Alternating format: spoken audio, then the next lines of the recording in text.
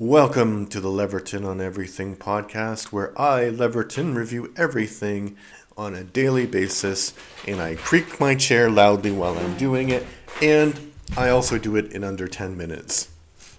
Yeah. So today I'm going to talk about Rosa Peral's tapes. I'm going to adjust the mic a little bit also. I gave it 5 out of 10 stars, and my title, Probably Involved.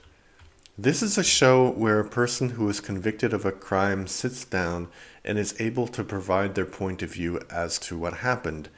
It's hard to piece together what happened just from watching this documentary, as by the entire structure of it, it is incredibly one-sided. 2 people were convicted of the murder of another person, but only one was interviewed for this film. The filmmakers make a big deal about how Rosa was treated unfairly in the courtroom and in the media because she had many different kinds of sexual relations with others. And there's an attempt to make this into some kind of double standard for men and for women, because a man's character would never be attacked in court when he is accused of a crime. I don't really buy that, and I don't understand why the defense didn't turn around and say, yeah, she is exactly that kind of person. If she's that kind of person, why would she murder a partner? She could just as easily go get another one. She doesn't care. So for me, that's a pretty strong argument for her innocence. There are, however, a few things that don't really add up in this case.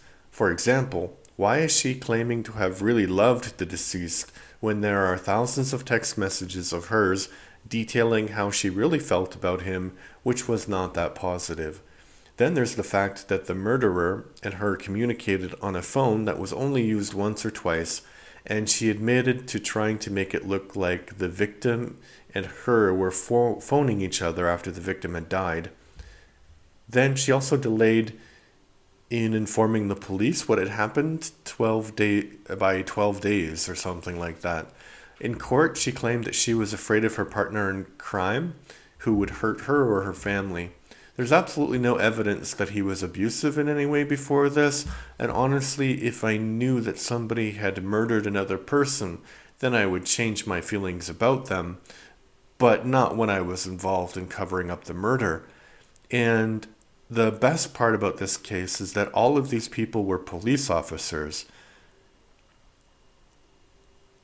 I think that they would have a better idea how to commit a crime and how to cover up a crime.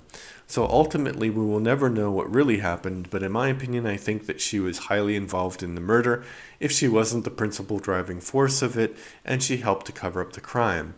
So I don't know how Spanish law works, but I think that's an accessory to murder and hindering the investigation of a crime, so those are both long sentences. Yeah, but pretty interesting case. So if you can find it, the documentary is called Rosa Peral's Tapes. Of course, it is in Spanish because it's about a Spanish case, but it's still pretty interesting.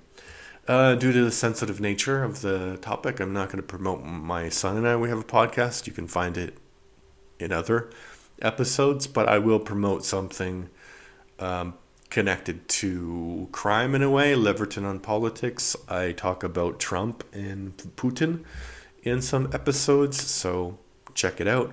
And it's just my opinion. I'm just talking about politics, but I think it's a pretty informed opinion about the world, I would say. All right, check it out. Bye.